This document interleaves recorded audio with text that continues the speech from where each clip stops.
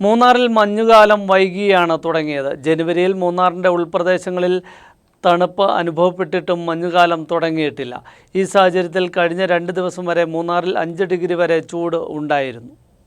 തെക്കിന്റെ കാശ്മീർ എന്നറിയപ്പെടുന്ന മൂന്നാറിൽ എല്ലാ വർഷവും ഡിസംബർ, ജനുവരി മാസങ്ങളിൽ മഞ്ഞുകാലം ആരംഭിക്കും. എന്നാൽ ഈ വർഷം കാലാവസ്ഥാ വ്യതിയാനം മൂലം ജനുവരി വരെ മഴ പെയ്തു. ജനുവരിയിൽ മൂന്നാറിന്റെ ഉൾപ്രദേശങ്ങളിൽ തണുപ്പ് അനുഭവപ്പെട്ടിട്ടും മഞ്ഞുകാലം തുടങ്ങിയിട്ടില്ല. ഈ സാഹചര്യത്തിൽ കഴിഞ്ഞ 2 ദിവസം വരെ മൂന്നാറിൽ 5 ഡിഗ്രി വരെ ചൂടുണ്ടായിരുന്നു. എന്നാൽ ഇപ്പോൾ മൂന്നാറിന്റെ ഉൾപ്രദേശമായ ഗുണ്ടുമല, ദേവികുളം തുടങ്ങിയ എസ്റ്റേറ്റ് മേഖലകളിൽ കഴിഞ്ഞ ദിവസം കൂടിയ താപനില 0 ഡിഗ്രി സെൽഷ്യസ് ആണ്. ഇതുമൂലം തേയിലത്തോട്ടങ്ങളും പുൽമേടുകളും പുലർച്ചെ മഞ്ഞു മൂടിയിരിക്കുകയാണ്. ഇതാണ് ഏറ്റവും കുറഞ്ഞ താപനില ഈ സീസണിൽ രേഖപ്പെടുത്തിയത്. കൂടാതെ അതിരാവിലെ കനത്ത മഞ്ഞുവീഴ്ചയുമുണ്ട്.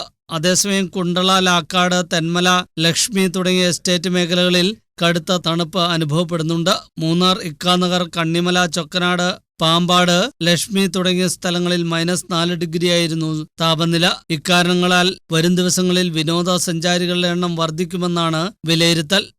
News bureau, Munnar.